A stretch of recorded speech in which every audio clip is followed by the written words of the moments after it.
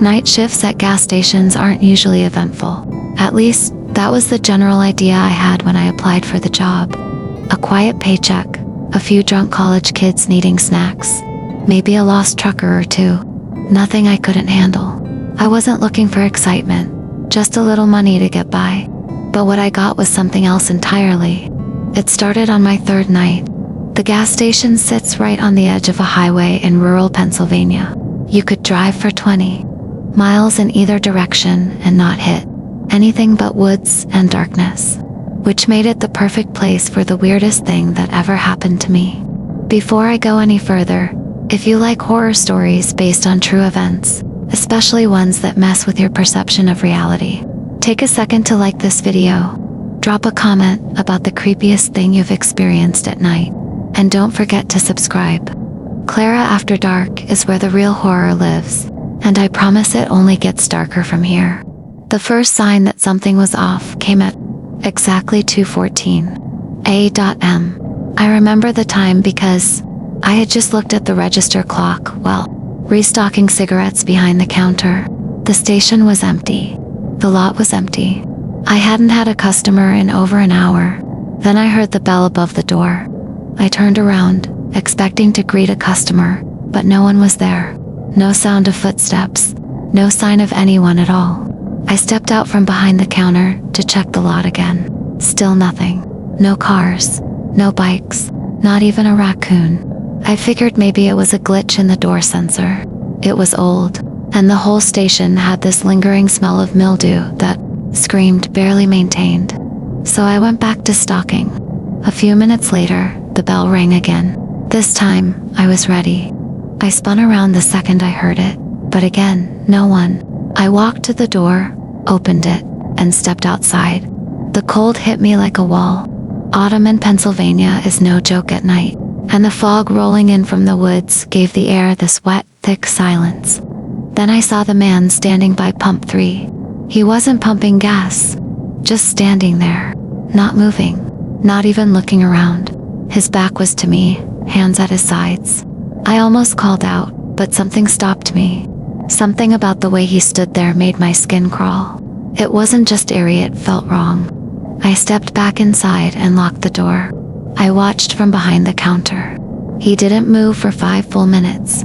Then, just as suddenly as he appeared, he walked off into the woods behind the station. No car, no flashlight, no sound, just gone. I told myself I'd imagined it, that maybe it was a trick of the fog, or a drifter who didn't want trouble. I convinced myself not to report it, but I kept watching the woods. And that's when I saw the same man standing in the exact same spot the next night. Same time, same posture, same silence. That's when I stopped believing in coincidences. I didn't sleep after that second night. I stayed up, drinking bad coffee and scanning every local news article I could find about missing persons or suspicious activity in the area. There was nothing, not a single thing. As if the world outside my station didn't know what was happening inside it. I even asked my coworker Greg about the man. He worked the shift before me, covering the afternoons. He looked at me like I was asking about ghosts. "You sure it wasn't a deer or something?" he said with a chuckle. "You know how fog can mess with your eyes." I didn't push it. I didn't want to sound crazy, but I knew what I saw. That man was real. On the 4th night, I brought a flashlight and a thermos of coffee so strong it made my eyes twitch. I was ready, or at least, I thought I was. The hours crawled by. Midnight came and went. Nothing, no cars, no strange men. Just the hum of the cooler and the flicker of the faulty overhead light near the bathroom. Then came to 14 a.m., the bell rang. I didn't flinch this time. I grabbed the flashlight and sprinted to the door. I burst outside, scanning the lot, and there he was. Pump 3, same man, same position, but this time, he turned his head. Not fully, just a tilt, like he was looking at me from the corner of his eye. I froze. My skin went cold even though I was wearing 2 layers. He didn't say a word, didn't move an inch beyond that tiny tilt. I don't know how long I stood there. My flashlight felt like it weighed 100 pounds. I took a single step forward, and he turned back toward the woods. Then he walked, same as before, slow, silent, disappearing into the tree line like he was made of mist. That's when I called the police. They sent out a local deputy, some guy named Carson, friendly, but clearly thinking I was wasting his time. He walked the lot, shined a flashlight toward the woods, and told me there weren't any footprints. Fog plays tricks, he said. You should get more sleep. But I knew what I saw, and I wasn't sleeping until I figured out who or what was showing up at 2:14 every night. The next night, I brought a camera. It was an old DSLR I had from college. Nothing fancy, but good enough to take clear shots in low light. I set it up behind the counter, pointed straight at pump 3, and connected it to my laptop so I could watch the live feed. If I was going crazy, I wanted evidence of it. Midnight rolled around again. I kept the lights low and the coffee hot. Hours ticked by. At 2:13, I focused all my attention on the monitor. At exactly 2:14 a.m., he appeared, not walked in, not emerged from the woods, just appeared. One frame, the camera showed an empty lot. The next, he was there. Same man, same position. It was like he had blinked into existence. I leaned closer to the screen. The image wasn't distorted. He was real, standing there under the flickering light, casting a shadow. But something about that shadow didn't sit right. It moved. Even though he was standing still, the shadow twitched, almost like it was vibrating, like static on an old TV. My stomach dropped. I glanced outside. He was there, just like the screen showed. Then my laptop went black. The screen didn't just lose signal, it shut off entirely. So did the lights. The cooler stopped humming. The whole station went silent. A power outage. My flashlight was under the counter. I scrambled for it with shaking hands and flicked it on. The beam cut through the darkness, landing on the glass door. He was standing just outside, closer than ever before, inches from the door, staring straight at me. For the first time, I saw his face. It wasn't blurred. It wasn't monstrous. It was just wrong. Too smooth, too still. His eyes didn't move, didn't blink. Just black glass reflecting my own terrified face. I stepped back. My heart was hammering in my chest. Then he raised a hand and placed it flat against the glass. I swear the temperature dropped to 10 degrees. My breath fogged in the air. The flashlight flickered. And then, as suddenly as it had started, everything came back on. The lights, the cooler, the laptop, even the overhead speakers played their usual late-night rock station. But he was gone. No sound, no footsteps, just gone. Only the smear of his handprint remained on the glass. I did not wipe the handprint off the glass. I left it there. I wanted someone else to see it. Maybe Greg, maybe a cop, anyone who could tell me I was not losing my mind. But when my shift ended and Greg came in, the handprint was gone. No smudge, no trace. Just clean glass like it had never been touched. Greg walked in with his usual coffee, gave me a tired nod and said nothing. He did not even notice anything off. I stayed quiet. I stopped telling people. They would not believe me. I knew that now. That night I searched again. Online forums, old posts, local Reddit threads, newspaper archives, anything that might help. But I found nothing about this gas station. No murders, no ghost stories, no strange legends, nothing. Until I stumbled on a buried comment in a 6-year-old thread. A guy said he used to work the night shift at a station off Route 42. He mentioned someone who came to pump 3 every night. Just stood there. Did not speak, did not move. The comment had no replies. The account was deleted, but I knew it. He was talking about this place.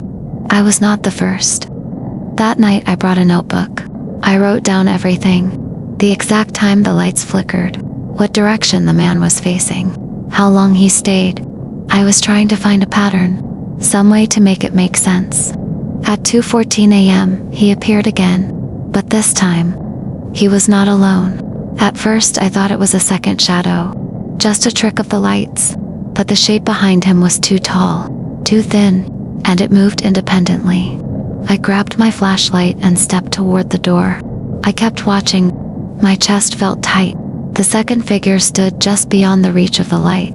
I could not see its face, only a silhouette, dark and sharp, like it had been burned into the air itself. The man at the pump turned, his whole body, slow and stiff. He was now facing me. The second figure glided forward, not walking, just moving, like it was floating over the ground. I panicked, slammed the door shut, locked it. My flashlight flickered. The store lights pulsed. The security monitor went fuzzy.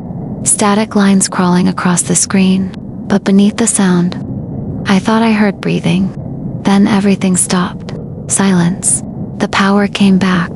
The lights returned to normal. And outside, the lot was empty. No man, no shadow, just darkness and fog.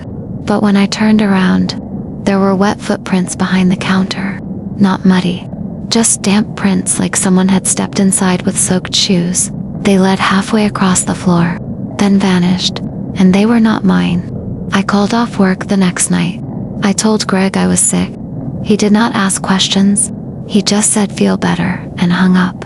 I stayed in my apartment with every light on, TV playing, music on my phone, anything to drown out the silence. But no matter how loud the noise, I could still hear something underneath, a low hum, faint and steady, like electricity buzzing inside my skull. I did not sleep. When the clock hit 2:14 a.m., my phone vibrated, no ringtone, just a single buzz. When I checked the screen, there was no message, no missed call, nothing. But the timestamp on the lock screen read 2:14. Exactly.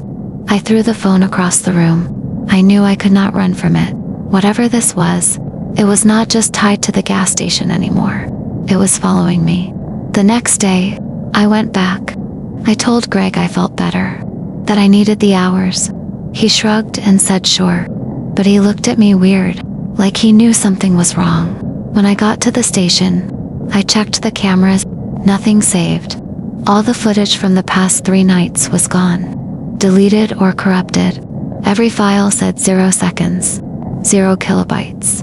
I checked the back room, the storage closet, even the bathroom. And that was when I noticed something new. Carved into the underside of the counter, right where my knees usually rest, there were 5 small symbols. I had never seen them before. They looked like scratches, but too precise, too deliberate, like someone took a knife and etched them slowly, carefully. I touched them. They were ice cold, even though the rest of the counter felt normal. I snapped a picture with my phone, but when I looked at the photo, the symbols were gone. Just blank wood, as if nothing had ever been there. That night, I kept the front door locked from the start. I turned off the lights, sat behind the counter with my flashlight, and waited. I did not even pretend to do my job. No cleaning, no stocking, no register, just silence. At 2:14 a.m., the temperature dropped again. This time I was ready. I watched the security screen, and I saw him. Pump 3. Still as ever. Only now, he was not alone again. There were 2 more figures standing beside him, one on each side. They did not move. They did not speak, but slowly, all 3 turned their heads toward the glass, toward me, and then, in perfect unison, they raised their hands and pointed, not at the station, at me. I could not breathe. Their hands stayed raised, unmoving, pointing straight at me like they knew exactly where I was, like they had always known. The glass windows began to fog. From the outside, slow at first, then faster, like someone was breathing on them from inches away. Even though the air outside was still, then came the knocking. 3 soft taps on the front door. I jumped, flashlight shaking in my grip. Another 3 knocks, this time louder, and then 3 more, but not from the same place. 1 knock on the side window, another on the back door. Then something tapped the glass cooler behind me. I turned. Nothing was there. Just shelves of drinks and my own reflection staring back. The knocking stopped, and the silence was worse. I stood there for what felt like an hour, but the clock on the wall said only 2 minutes had passed. I slowly sat back down behind the counter. trying to control my breathing, trying not to cry. That was when I heard the bell. The chime from the front door. The same sound it makes when someone walks in. But I had locked the door. I was sure of it. I looked up. The man from Pump 3 was standing inside the store, not on the monitor. In front of me, by the candy aisle. Close enough that I could see his face, only there was no face. Just empty skin. Flat and featureless. Like someone had erased every detail. He tilted his head slightly, like he was curious. And then he took a step forward. I tried to move, tried to stand, but my body would not respond. My legs were heavy, frozen. The lights above me flickered once, twice, then went out completely. Only the flashlight in my hand still worked, its beam shaking as I lifted it toward him. He was gone. I stood slowly, moving toward where he had been. Nothing. Just silence and the faint hum of power returning to the building. When the lights came back, the store was empty, but the cooler door was wide open, and on the floor, right in front of it, was something that had not been there before. A Polaroid photo. I picked it up with trembling fingers. It was a picture of me, taken from behind the counter. The angle was high, like from a ceiling corner, but we did not have any cameras in that position. I flipped the photo over. There were words written in red ink. "You look better when you are scared." I threw the photo away, dropped it into the trash bin beneath the register, and slammed it shut. But when I looked back down, it was on the counter again. Same photo, same words, same chill crawling up my spine. I did not touch it this time. I just turned off the lights, sat on the floor behind the counter, and waited. My phone buzzed again at 2:14 a.m. Still no call, no message, just the vibration. And when I picked it up, the screen flashed for a second. Only a frame, barely visible. A picture of the inside of the store, taken from above, just like the Polaroid. I dropped the phone. There was something else in that flash. Something moving in the upper right corner. By the chips aisle, a shape crouched low to the ground. When I looked, there was nothing there. But the smell had changed. It was metallic, thick, like rust and rainwater soaked into rotting wood. I stood, grabbing the flashlight again, and moved slowly toward the aisle, my heart thudding so loud it echoed in my ears. The light beam shook as I swept across the shelves. Nothing, nothing. Then something moved. A blur, fast, too fast to track, from one end of the aisle to the other, knocking over a row of snacks without touching them. I turned and ran back to the counter, slammed the office door shut and locked it behind me. The camera monitor blinked, just static, then flickered back to life. All the pumps were empty. The lot was still, but on screen, inside the store, I saw myself, standing motionless behind the register, my back turned to the camera. But I was in the office, watching. I stared, frozen, my mouth dry. The fake me on screen slowly turned, and smiled. It was a smile I had never seen before. Too wide, too many teeth. It did not belong on any human face. Then it raised one hand, and waved. I shut off the monitor, pulled the plug from the wall. Darkness again. From the other side of the office door, I heard breathing, long and steady. Not like someone afraid, but like something waiting. I did not move. I did not speak. The flashlight flickered, then died. For a long time, there was nothing but silence. Then, a voice, not a whisper, not distant, right next to my ear. "You left the door open," I screamed. Fell backward, hit the wall so hard it knocked the breath from my lungs. But when I opened my eyes, the office was empty. No voice, no shadow, just the cold air pressing against my skin like wet cloth. I checked the office door, still locked, still closed. But when I looked down, the light from the hallway outside was bleeding in from underneath, flickering like something was moving in front of it. I did not move. I sat there, back against the wall, breathing in shallow gasps. Then the lock clicked, not loud, not forced. Just a soft metallic turn, like someone with a key had opened it from the outside. The handle turned next. I grabbed the flashlight, still dead, threw it at the door. Nothing happened. No reaction. No sound. I pushed myself up slowly, opened the door with trembling fingers. The store was clean, quiet, lights steady, no movement, no shadow, and the Polaroid. It was gone. I walked back to the counter. The register was running, the cooler humming, everything normal, except for the smell. It was still there. That metallic sting, deeper now, like blood soaked into the concrete. I pulled up the carpet behind the counter. There were stains underneath. Dark, old, wiped but not gone. That is when I started to understand. This was not about a ghost. Not about one man. This place had layers. I checked the records. Went into the dusty drawer where Greg kept old files, receipts, maintenance logs, even incident reports. Most of them were boring. Petty theft, broken shelves, routine stuff. But one thin folder caught my eye. No label, just a date from 12 years ago. Inside, a handwritten report, filed by someone named Roy. He wrote about a man who came in every night at the same time. Did not buy anything, just stared through the glass. Roy had reported it 3 times. Then the note stopped. The last page was torn, but one sentence remained. If he starts pointing, do not look back. I dropped the file. My hands were shaking again. This had been going on for years, maybe longer, and no one ever said a word. I stopped going home. There was no point. Whatever this was, it followed me. It breathed through the walls, crawled under the floorboards, spoke in my sleep. I stayed at the station, told Greg I wanted more hours, said I needed the overtime.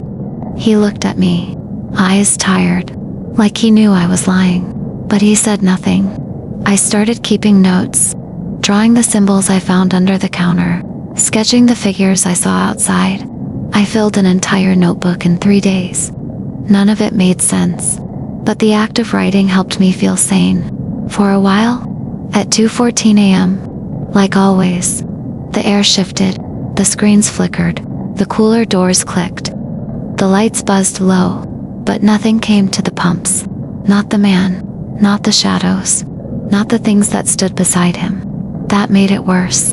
I walked around the store, checking corners, aisles, nothing, until I found something new. A message written in the condensation on the inside of the cooler door. Just 3 words. You are ready. I stepped back, knocked over a display of chips, heart pounding. Ready for what? I whispered, but no answer came. Then the phone rang, the lamp. We almost never used it. I picked it up. Static. Then a voice. It was my voice. Breathing heavy, repeating one word, over and over. Downstairs, downstairs, downstairs. But we had no basement. At least, I thought we did not. After the call ended, I looked behind the office shelf. A loose panel, dusty, unmarked. I pulled it away. Behind it, a small hatch in the floor, locked with rusted chains. I broke the lock with a wrench, lifted the hatch. Darkness below, thick and stale. A narrow staircase made of concrete, leading down into the dark. I turned on my backup flashlight, the one I kept in my bag, stepped onto the first stair. The air smelled like mold, rot, and something old. Older than the building, older than the ground beneath it. As I descended, the flashlight flickered. I kept going. At the bottom, a room. Concrete walls, no shelves, no machines. Just a chair in the center, and a camera facing it, plugged into nothing. On the chair, a folder. I picked it up, opened it. Inside were photos of me, working, sleeping, sitting in the office, all taken from above, all from impossible angles. And one final photo, a picture of me, sitting in that exact chair, looking up at the camera. I dropped the folder, ran back up the stairs, slammed the hatch shut. I locked it again, with a new chain, but I knew it did not matter, because when I looked at the security monitor, the man was back, only this time, he was inside, He stood by the coffee machine, facing away, still wearing the same shirt, same boots, same motionless posture. I did not move. I did not blink. I waited. He turned slowly. His face still smooth, featureless. But now his chest was moving, like breathing, slow and steady. Then he raised his hand and pointed again, not at me, at the hatch in the office floor. I said no, out loud, over and over. But he did not react, just stood there, hand out, silent. The lights above flickered. One by one, they shut off. Only the emergency red light near the back room stayed on, casting the whole store in a blood-red glow. I ran toward the door, pulled at the handle, still locked. I punched the glass. It did not crack, did not shake. I turned. He was gone. But in the reflection of the cooler, he was still pointing. I staggered back to the office, my heart pounding like a drum. The hatch was open, not broken, not forced, just open, as if someone had unlocked it from below. And coming from the darkness beneath, a sound, not footsteps, not breathing, whispers, thousands of voices, all saying the same word, over and over. Stay. I stepped back, but something caught my ankle, not fingers, not claws, something cold and wet, like rope made of shadow. It pulled. I screamed, grabbed the edge of the desk, kicked wildly. The thing let go, and I slammed the hatch shut again, wrapped it with the chain, used the whole roll of duct tape from the drawer, sat on it until sunrise. Greg showed up right before 6 a.m. He asked why I was sitting on the floor. I laughed. I think I was still laughing when I handed him my keys. I quit that morning. He did not stop me, just nodded, like he understood.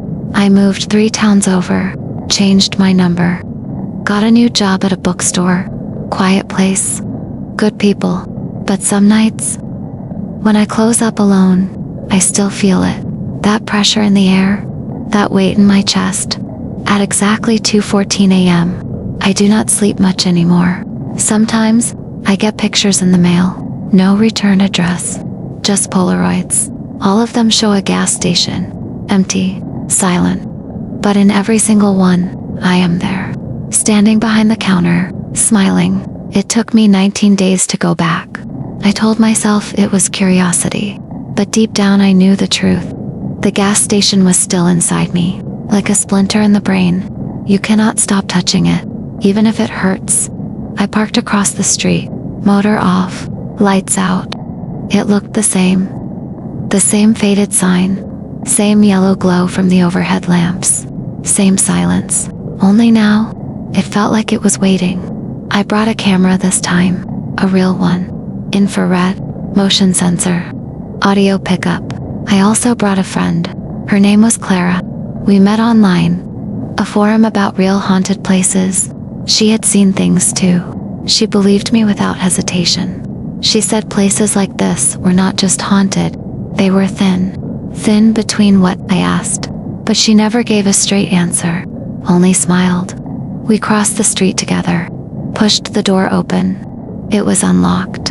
Inside, dust on the shelves, lights flickering, no sign of Greg, no sound.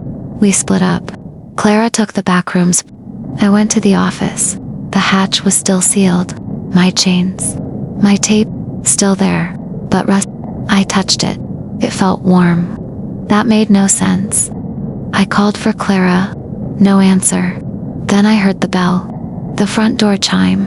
But we had not opened it. No one else was supposed to be here. I stepped out of the office and froze. There were footprints on the floor, wet, leading from the door to the counter. And behind the counter, the Polaroid was back. Same photo, same message.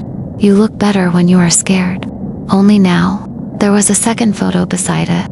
It showed me and Clara, taken from outside the building, through the window. Just seconds ago, we were being watched. I backed away, called her name again, still nothing. I checked the hallway, empty. Cooler room, empty. Then I found her bag, dropped near the coffee machine. Camera still recording, no sign of her. I rewound the footage, The screen showed Clara walking past the machine, looking at something on the wall, then turning. Her mouth opened. She screamed. The camera fell. I paused it at the last frame. There was something behind her. Tall, thin, no face, no eyes, only a long black arm reaching toward her shoulder. I dropped the camera. The cooler doors opened behind me, all of them at once. I turned, but nothing was there. Only the faint smell of blood, and the echo of Clara's scream, still ringing in my ears. I ran through every room, calling her name, no answer, only silence. And that thick feeling in the air, like something breathing without lungs. I opened every cabinet, kicked every door, checked the restroom, checked the storage closet. Nothing. Then I saw it. The hatch in the office. The chains were broken, the tape torn, and the hatch wide open. The stairs below were darker than before, like the shadows had weight. I called down, no response, only the faint hum of something electrical. I took a breath, stepped down. Each stair felt longer than the last, like the descent was stretching, twisting. When I reached the bottom, I found the same concrete room, same chair, same camera, but now, there were candles on the floor, dozens of them, unlit, arranged in a perfect circle, and inside the circle, Clara's voice. She was whispering. I stepped closer, could not see her, but I could hear her, repeating words I did not understand. A chant, soft and steady. Then the candles lit by themselves, one by one, spiraling inward. The light revealed a new shape in the room, a mirror, tall and narrow, leaning against the far wall. And in the mirror, I saw Clara. She was standing in the circle, eyes closed, hands at her sides. But when I looked directly at the circle, she was not there, only in the reflection. I called her name. She did not respond. Her reflection turned to face me, but her body did not move. She raised one hand in the mirror, placed a finger to her lips, then pointed behind me. I turned fast. Something was crawling down the wall. Long arms, joints bending wrong, no face. It dropped to the floor, soundless, then began to rise, bone by bone. Standing to full height, I reached into the circle, grabbed Clara's wrist. Cold, but solid. I pulled. Her eyes opened. For a second, the room shook. Candles flared. Then everything went black. When the lights came back, we were upstairs, on the store floor, lying side by side. The hatch was gone. No chains, no opening, just clean tile. Clara sat up, looked at me. Her eyes were wide. But not afraid, she said. We are not supposed to survive this. And then she smiled. We drove for hours. Did not speak, did not stop. The gas station got smaller in the mirror, but it never really left. I kept checking the rear view, expecting to see him, or worse, expecting to see myself, still standing behind the counter. Clara stared out the window, her hands trembling, but her voice calm. She said, "Some places are not haunted by the dead. They are haunted by time itself." I asked her what she meant. She told me, that room below, it was not built, it was found, discovered when they laid the foundation, and instead of sealing it, they built over it, and fed it. People disappeared around that area for years, but no one connected the dots. No one wanted to. I asked her how she knew. She said, "Because it happened before. Somewhere else. Different town. Different face. Same design." She opened her bag, pulled out an old photograph. Black and white, faded. It showed a diner. Deserted. But in the window, a tall figure pointing inward. Same shape. Same posture. It was always the same. I asked why we were spared. Why we got out. She said we did not. Not really. Since we left, things started to change. My phone would ring at exactly 2:14 a.m. Even when it was off, no number, just static. At first, I ignored it, but then the messages started appearing, on mirrors, on windows, even on the frost of my car windshield. "Come back. Clara started hearing footsteps in her apartment. Saw her reflection smile when she did not. It was not over. We met again 2 days later, at a diner 3 towns away. She looked tired, older somehow. We made a plan. Go back, find the source, end it. I brought tools. Chains, salt, old books I never believed in until now. She brought candles, and a small iron key she claimed came from the floor of the gas station. We arrived just before midnight. The building was dark. No power. No Greg. The pumps were smashed. Windows broken, like something had tried to escape from inside. We stepped in, and the door closed behind us. The lights turned on, all at once. The cooler began humming again, and behind the counter, there was a new photo. This time it showed us standing in the doorway. Just moments ago, Clara picked up the photo, studied it, then tore it in half. But as the pieces hit the floor, the lights flickered. We moved to the back, avoided the hatch, or where the hatch used to be. There was no opening now, just floor, smooth and cold. Clara said it changed its shape, that it adapts, that it hides in plain sight. She took out her candles, formed a circle like before, and asked me to sit inside. She said we had to draw it out, make it manifest, then trap it. I asked what would happen if we failed. She did not answer. The room got colder, air heavier, like something big was about to arrive. She began chanting, low and steady, language I could not understand, but felt deep in my bones. Then I heard the bell. The door had opened. I looked up, but no one stood there, only a shadow, long and sharp, stretching across the tile toward us. Clara kept chanting, her voice louder, faster. The shadow moved, broke into pieces, then reformed. A shape stepped forward, not quite human, not quite smoke. It had no eyes, but I felt it looking straight into me. I could not move, could not breathe. Clara raised the iron key, held it out in front of her, and spoke one final word. The thing stopped, then screamed, a sound so sharp it cracked the lights above us. The candles burst, flames shooting upward, then gone. I fell backward. Clara collapsed beside me. The room was silent again, empty. The shadow was gone, but so was the gas station. We were no longer inside. We were standing in the middle of a 2-lane road. No lights, no buildings, only forest on either side. Behind us, where the station should have been, was just dirt. No foundation, no debris, like it had never existed. I turned to Clara. She was crying. Silent tears, she said. We did not destroy it. We only pushed it away. It would come back. Somewhere else. Different shape, different name, but same hunger. We did not speak on the drive back. The silence was loud, heavy.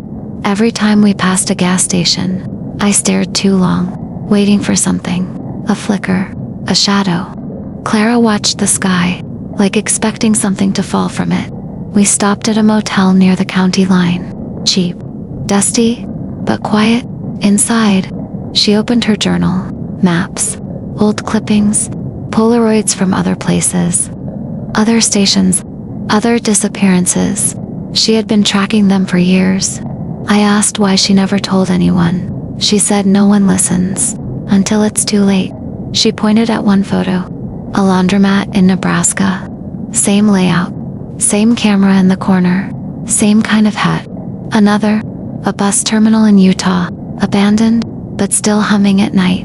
Then she looked at me, said, if you really want to help, we hunt them, one by one.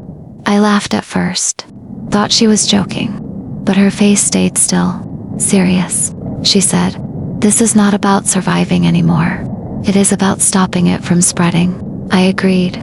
Over the next few weeks, we traveled state to state, following the patterns, disappearing employees, Polaroids, odd blueprints, each place different, but always the same echo. We found one in Colorado, an old movie rental store, empty for years, but power still running. Inside, same design, same mirror in the back room. We did not go inside that one. Not yet. Clara said we had to study first. Prepare more. She called in help. An old friend of hers. Someone who had survived one of these places. Name was Jacob. A quiet man with eyes that never blinked enough. He showed us something. A burned notebook. Pages filled with names, dates, coordinates. He said the list was growing. That whatever we were fighting, it was adapting. Faster than expected.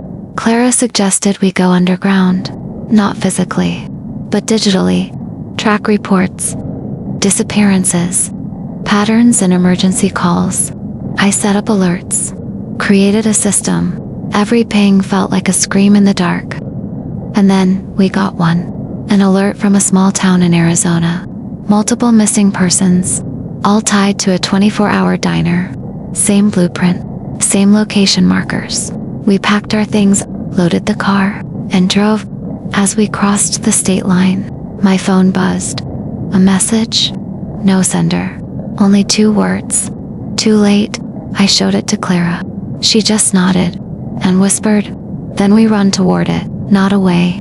The town was small, forgotten. Not even a real dot on most maps. One wrote in, no traffic lights, no cell phone towers, just dry air, dust, and that diner. It sat at the edge of town, neon sign flickering, open 24 hours, 7 days a week. But no cars in the lot, no movement inside. Clara parked across the street. Engine off. Windows down.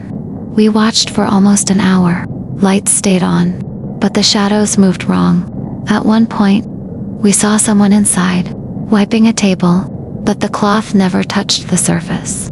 Just passed through it. Like a loop. A broken memory playing again and again. We stepped out, crossed the road. The closer we got, the colder the air felt. Clara touched the glass. Her fingers fogged it from the outside, but the inside stayed clear. We pushed the door open. A bell rang. Same sound, same tone, like the gas station. Inside, booths with red leather, old jukebox in the corner, menus on the tables, everything spotless. To clean, a woman stood behind the counter, smiling, wearing a uniform that looked brand new. But her eyes did not blink. She said, "Table for 2, then turned away. We sat, second booth on the left. The menus were blank, just white pages, no text, no prices. Clara whispered, "It is testing us." We waited, pretended to look around, but stayed alert. Then I saw it. Behind the counter, near the swinging kitchen door, a photo pinned to the wall. A Polaroid. This time it showed us, not from earlier, but from the future. We were sitting at a different booth, our eyes black, mouths open, like screaming. I stood up fast. The waitress turned to face me, her smile wider. "Too wide?" she asked. "Leaving already?"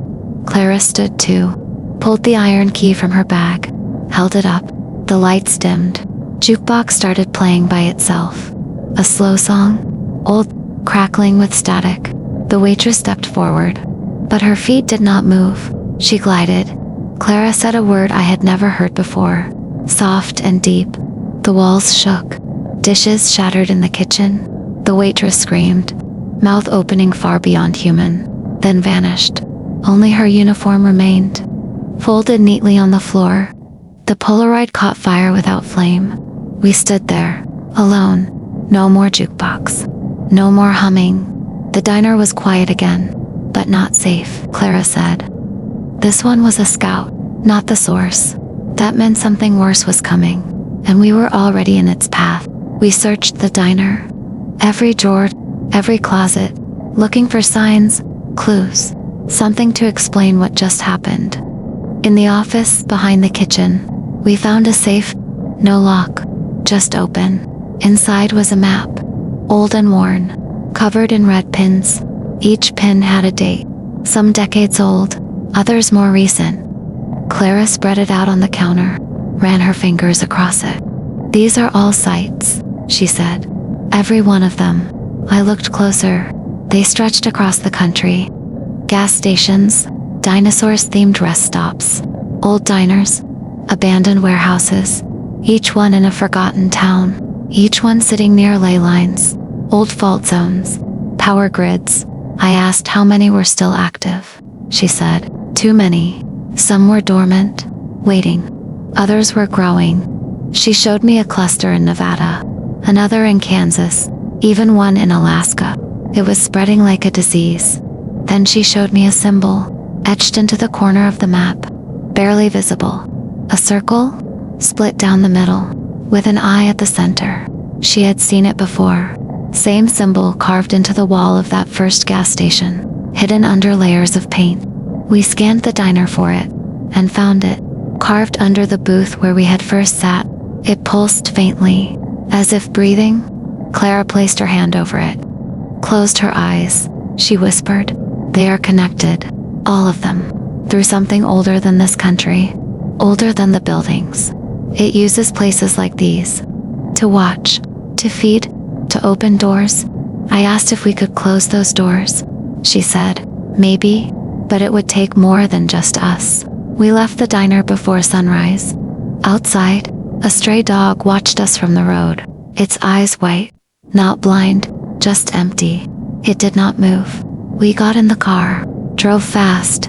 Back at the motel, Jacob was waiting. He had pulled data from a site we flagged in Utah. People were vanishing every 7 days. Always at midnight, always after visiting a vending machine behind a library. He handed Clara a notebook. Inside, drawings, symbols, ritual patterns. He said, they are syncing. The sites, the events, all leading to something.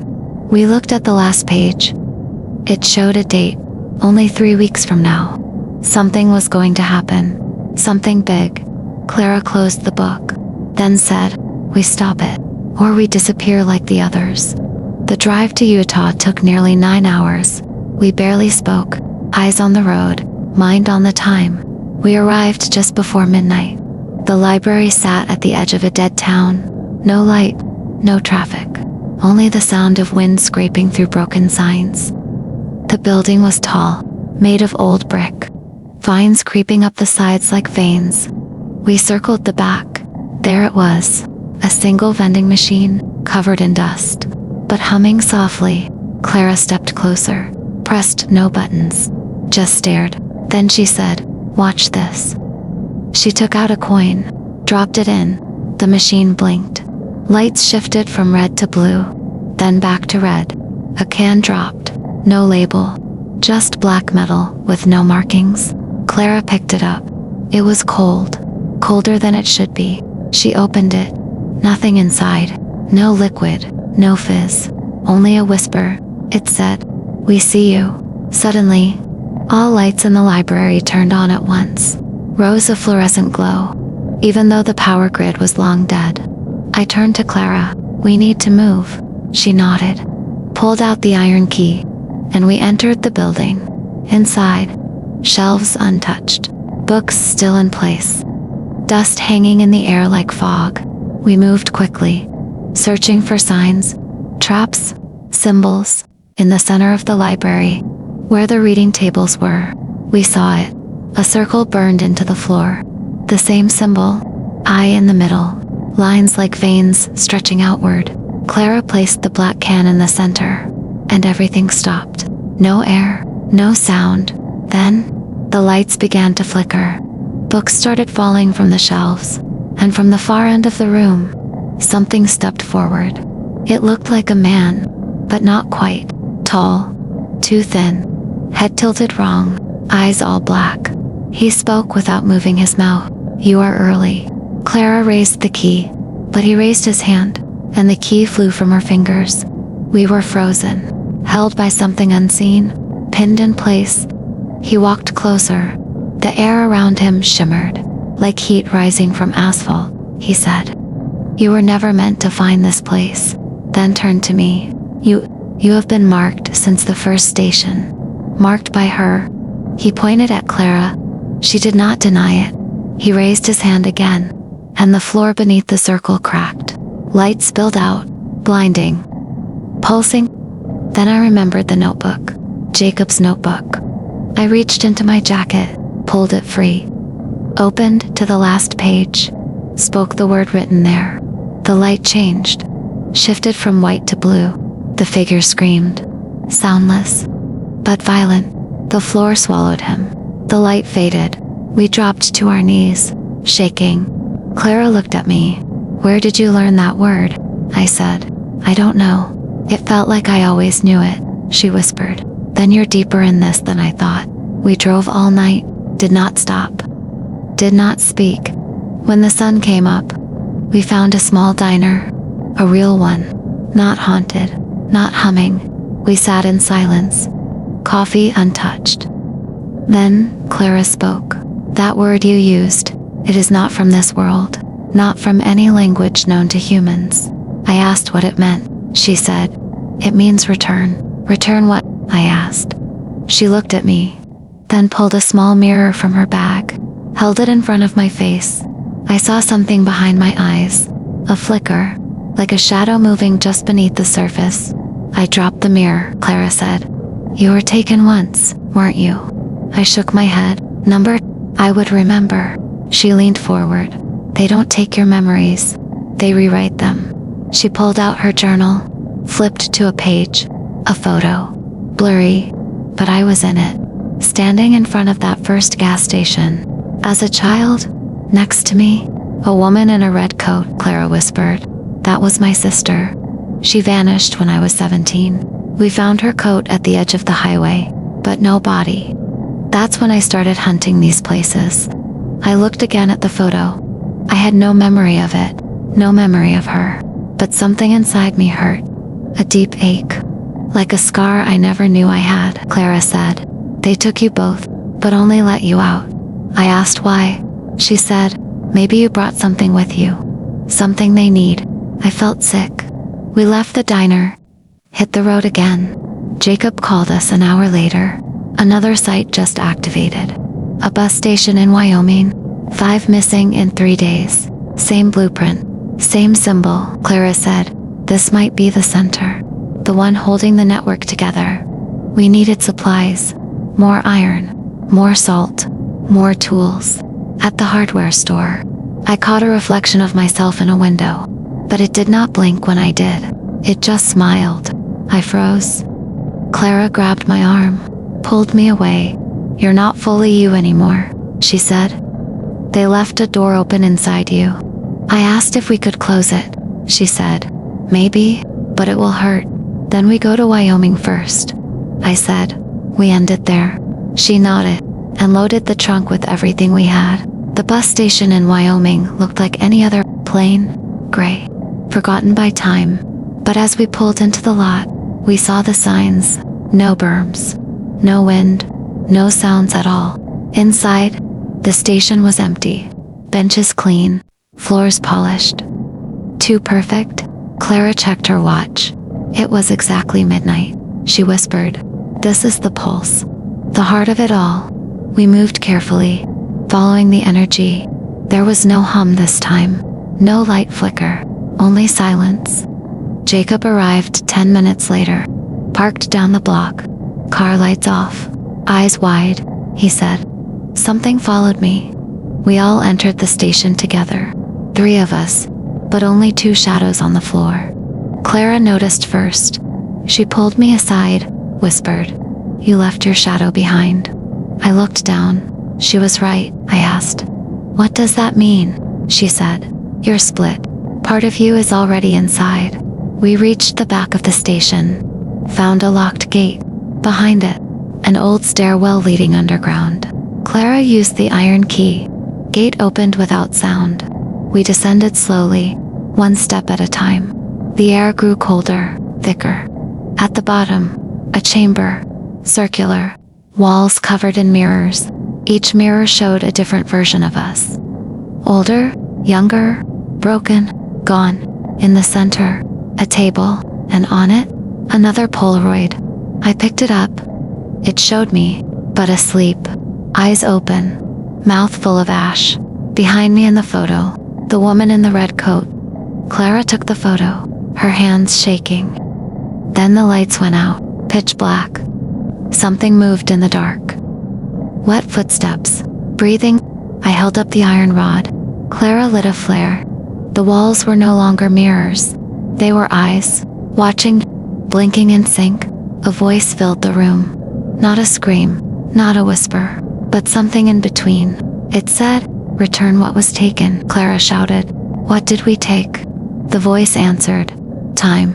Then the floor cracked. A hole opened beneath us. I fell first. Fell for too long. When I landed, I was in the gas station again. The first one, but empty. No shelves, no doors, just the mirror. I looked into it. My reflection stepped forward, then spoke, "You are the key." And the lock. Clara landed beside me, covered in dust, bleeding from her palm. She said, "We can end it here, but you have to choose. Either lock it forever, or open it and face what's behind." I looked at the mirror, then back at her, and said, "Let's open it." The mirror cracked, but did not shatter. A line of light split down the middle, slow and silent. Then it opened, not like glass breaking, but like skin peeling. Behind it, a hallway, no floor, no ceiling, just space stretching in all directions. Clara stepped first, iron key in hand, flare still burning. I followed. The air was wrong, heavy but hollow, like breathing inside a dream. The hallway twisted, turned on itself. Gravity changed with every step, Clara said. We're inside the source. Not a place, but a thought, a living memory. The walls pulsed with light, sometimes red, sometimes blue, like it was thinking. We came to a door, not real, just an outline floating in the dark. Clara touched it. She said, "This is where they store the missing." I asked, "Can we bring them back?" She whispered, "Only if they want to return." The door opened. Inside, 1,000 faces, frozen mid-scream, eyes wide, mouths stretched. They were not dead, just paused, held between seconds. Among them, I saw myself, younger, maybe eyes filled with fear. Clara reached into her coat, pulled out a small metal box, opened it. Inside, a sound, not a device, not a recording, just pure sound. It filled the chamber. The frozen faces blinked, one by one. Some began to cry, others smiled. Clara said, "Time is starting again." But then, the air turned black. The hallway screamed. Walls cracked. From the end of the corridor, it came, the original one, tall, too tall, skin like oil, eyes like broken stars. It did not walk, it unfolded, step by step. Reality bent around it. Clara stepped forward, held up the key. It laughed. Without sound, "You do not understand," it said. "We never needed the doors. You are the door." Then it pointed at me. "The iron in your blood, the cracks in your memory, you were always meant to return." Clara threw the key into the air, spoke a word I had never heard before. It froze. For just 1 second, it could not move. I took the flare, ran forward, and stabbed it through the chest. No blood, just light. It screamed. A real scream this time. The chamber trembled. The frozen faces began to vanish. One by one, Clara shouted, "Now!" I reached for her, and the world exploded. I woke up on the side of a highway. Empty road. Sun just rising. My hands were burned, fingers shaking. I turned over. Clara was there, eyes closed, still breathing. She opened them slowly, then smiled. "We made it," she said. I looked around. No gas station, no mirror, just open desert and wind. But something felt different. Time was moving again. The world had weight. We sat up, waited for the pain to pass. A truck rolled by. Driver waved. Clara whispered, "They can see us again." We hitched a ride to the next town. Small place, nothing special. But there were people, real people, laughing, living. We bought water, sat on a bench. Clara pulled out her notebook, flipped to the last page. It was blank. All the names, all the symbols, gone, she said. "The connection is broken." I asked, "Forever?" She didn't answer. We took a room at a cheap motel, both of us too tired to speak. That night, I dreamed. The hallway again, but empty. Silent. At the end of it, a mirror. I stepped closer. My reflection was smiling, but I wasn't. It said, "There is always another door." I woke up sweating. Clara already dressed. "Bag packed," she said. "You felt it too." I nodded. We left the motel without checking out. Hit the road again. The map we used was gone, but Clara drew a new one from memory. She marked a spot in Oregon. Old lighthouse. Had been dark for years. Locals said they heard music at night, even though it was abandoned. We drove west. No plan, just instinct. At a rest stop, I checked my reflection again. It blinked this time, but half a second late. I told Clara. She said, "We're not out. Not completely." That night, Jacob called. He said, "Something pulsed on the grid. A ripple? Not big, but there." He asked, "Did you stop it?" Clara answered, "We delayed it." Then she hung up. I asked if she was scared. She said, "Always." But then she smiled. "We're still here. That counts for something." The drive to Oregon was quiet. Too quiet. No radio, no static. Just silence. Even the road felt different, like we were the only ones left moving. Clara traced symbols in her notebook, not from memory, but from instinct. She said, "New patterns are forming." I asked, "New doors?" She nodded. We reached the lighthouse just after dusk. It stood tall on a jagged cliff, surrounded by dead trees and salt wind. The door was open. Inside, dust-sticked, walls cracked, but the light at the top still worked. Clara whispered, "That's not supposed to be possible." We climbed the spiral stairs, each step creaking, each breath harder than the last. At the top, the lens room was empty, but there was music, soft, old, like a lullaby played backward. Clara searched the floor, found a stone panel, lifted it. Underneath, a box. Black, smooth, no lock, no seam. She touched it. Her hand shook. "It's alive," she said. Then it opened, not like a lid, but like a flower. Inside, a single feather, glowing. I reached for it. Clara stopped me. "That's not for us," she said. "Then who?" She pointed to the wall, scratched into the stone. A message. It read, "She is waking." We turned to leave, but the stairs were gone, not broken, just vanished. Only stone below us now. "Endless," Clara said. "It's testing us." I asked, "What do we do?" She said, "We wait." Then the light shut off. Total blackness. For a moment, I felt weightless, like the world had been turned inside out. Then the floor returned. The stairs too. We ran out the door, into the wind, back to the car, hearts racing. As we drove away, the lighthouse collapsed behind us. No explosion, no sound, just gone. Clara stared ahead, eyes distant. "They're moving faster," she said. "Changing forms?" I asked. "What are they now?" She said. "Not doors, not stations, not mirrors." "Then what?" She looked at me. "People." We checked into another motel, far from the coast, far from anything familiar. Clara drew the feather in her notebook. Its glow still burned behind her eyes. I asked, "What does it mean?" She said, "It's a seed, not of light, but of memory." I didn't understand, not fully. She said, "When places die, they become echoes. But when echoes die, they need hosts." I asked, "You mean us?" She shook her head. "Not just us. Anyone." That's when she showed me the file. Photos, dozens of them. Different people, different cities, same face, same smile. They weren't identical, but close enough. Like one mask, worn by many. She said, "These aren't copies. They're carriers." I asked, "Of what?"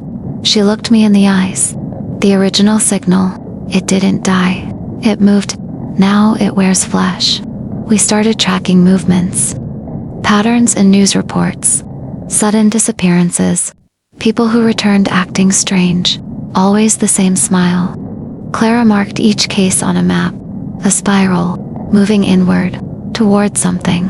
We followed the trail, city to city, never staying more than a night. Everywhere we went, we saw them, in stores, on buses, at diners. They watched, but never approached. Not yet.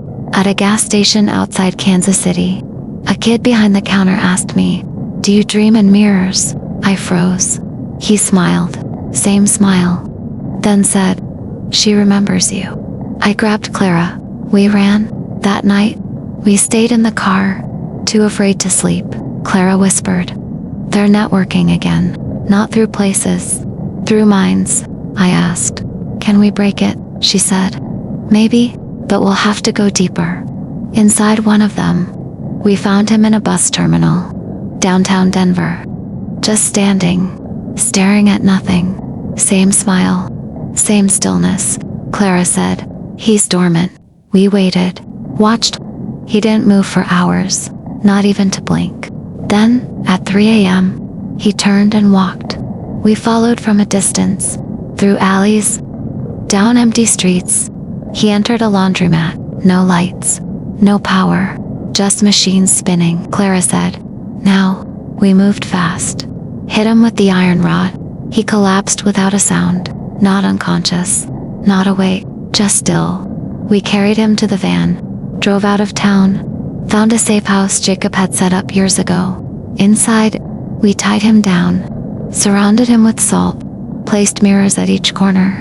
Clara opened her journal, found the entry about dream linking. I asked, "Are you sure about this?" She said, "Number, but it's the only way." She mixed something in a metal bowl, ash, blood, and a feather, not the glowing one, a normal one, taken from her coat. She lit it. Smoke filled the room. "Breathe in," she said. I did. The world bent. My body stayed, but my mind slipped. Darkness, then light, then a hallway made of water. He stood at the end of it, the man, smiling. I walked toward him. He said, "You shouldn't be here," I said. Too late. He touched the wall. It melted, revealing a city, huge, empty, but alive. Buildings pulsed like hearts. Streets whispered names. He said, "This is where we're from. Not a place, a thought. We were dreams once, but dreams rot. Now we need form." I asked, "Why us?" He said, "You left a door open. Long ago. She found you. She marked you." Then he showed me the gas station, that night. But from above, I saw myself, young, sleeping in the office. A woman stood over me, red coat, eyes like static. She kissed my forehead, then vanished. He said, "You were chosen. A seed for the next network." I screamed. Tried to fight, but the city cracked. I fell through, woke up gasping. Clara shaking me. "He's gone," she said. The man had vanished. Bindings broken, salt scattered, but he left something. A note, written in ash on the wall. "She is almost here." The safe house was no longer safe. Every mirror in the room cracked at once. Not shattered, just enough to distort. Clara swept the pieces into a bag.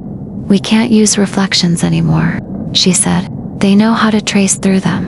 We moved again. No phones, no tech. We traveled like ghosts. Side roads, cash only. I asked her, "How close are we?" She didn't answer, just drew a spiral on the dashboard.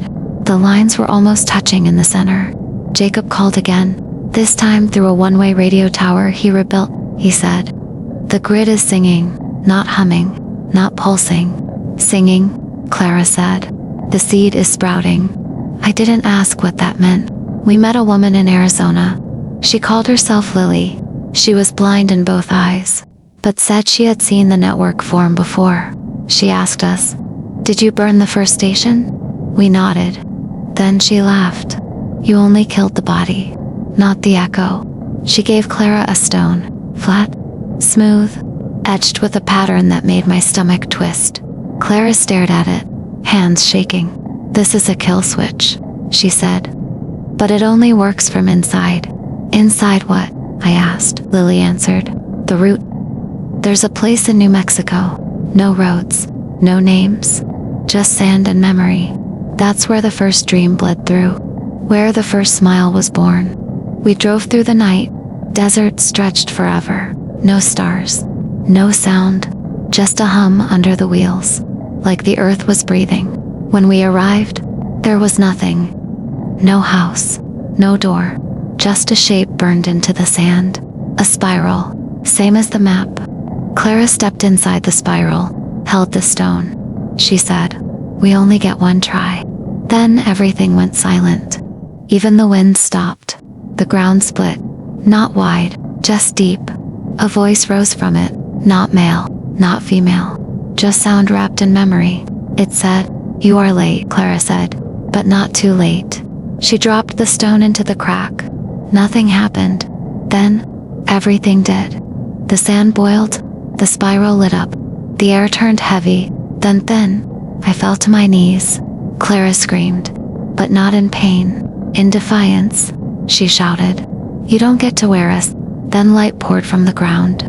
Blinding. When the light faded, we were somewhere else. Not a desert, not a city, just white, stretching in every direction, like fog without air. I called out for Clara.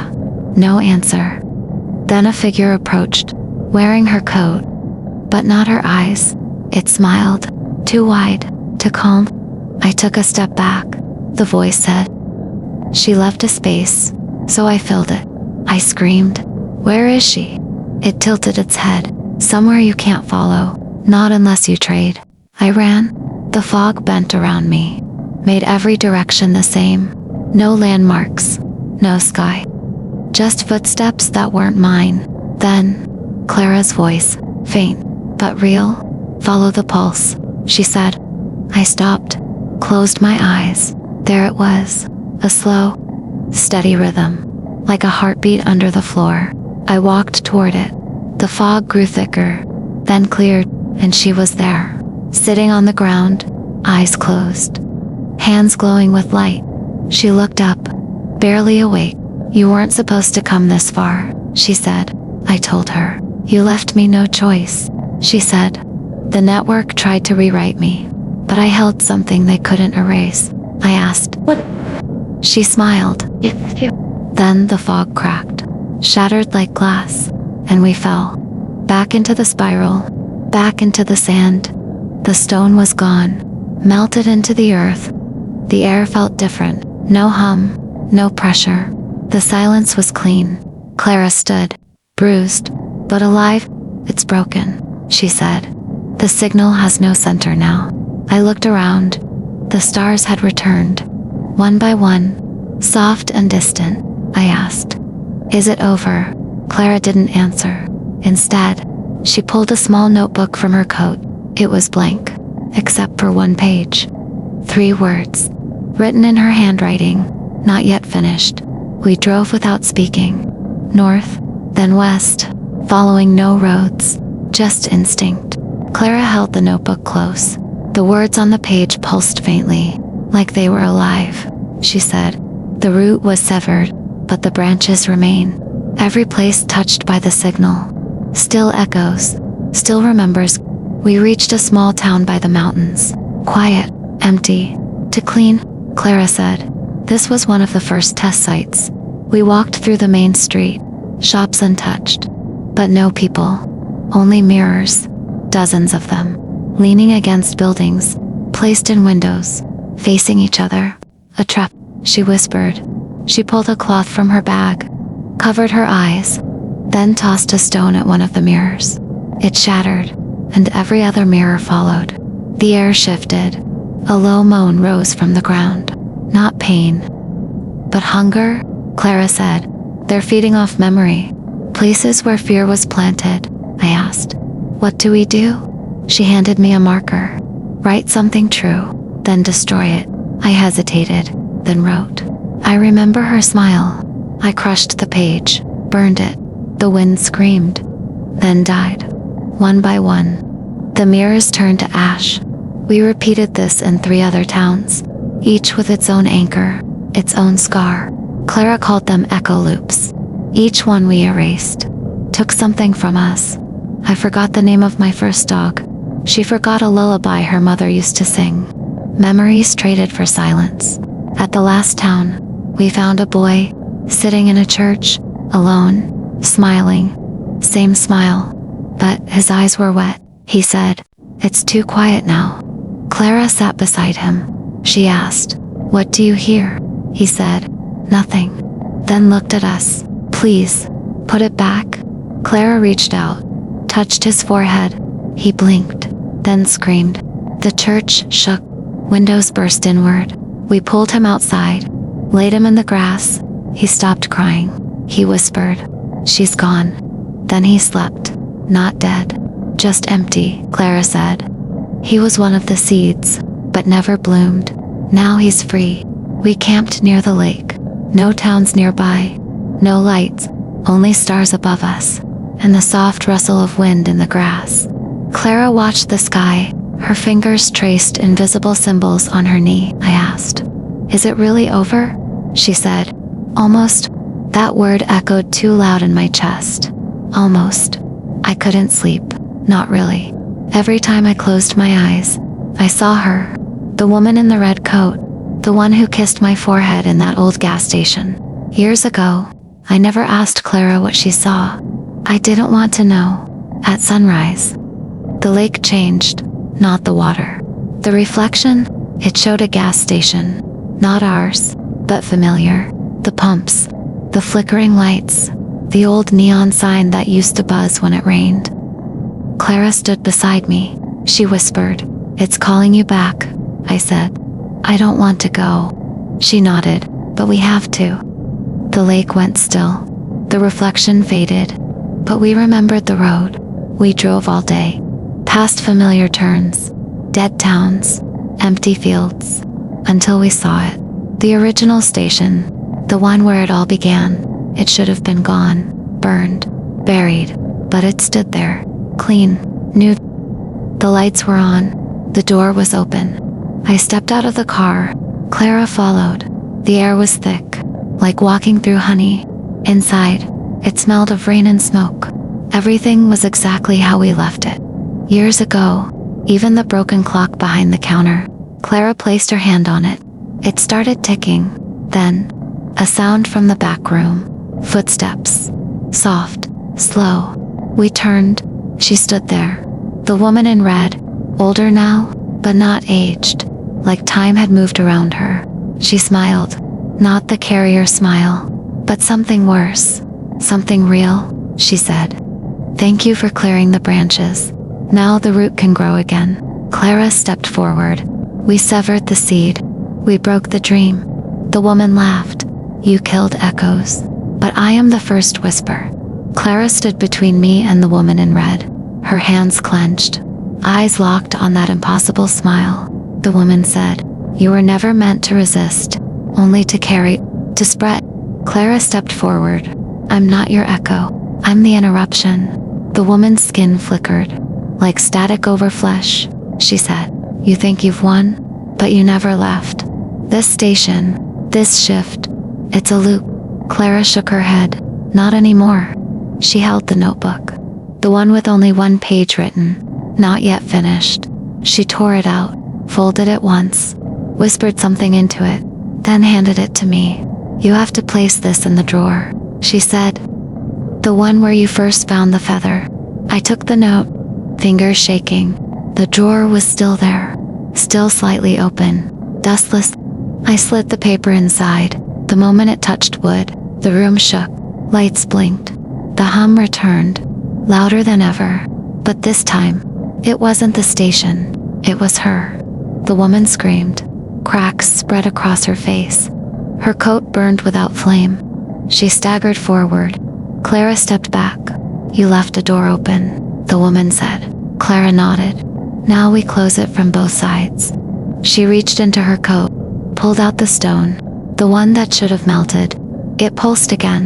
She placed it on the floor, inside the spiral of oil that had reappeared without anyone drawing it. She said, "Go." I froze. Clara shouted, "Go." I ran. Out the door. Across the lot. Turned back. She was gone. The station collapsed inward, not down, but inward, like it was folding into itself. No fire, no dust, just silence. Then, nothing, only an empty patch of dirt, and the scent of rain. I stood there for a long time, then walked away. I kept the notebook, the rest of the pages blank. But sometimes, when I dream, I see them filled. Words I didn't write, memories I don't remember, and always, at the bottom of each page, one line, written in Clara's handwriting: "The graveyard shift never ends. It just waits for the next dreamer."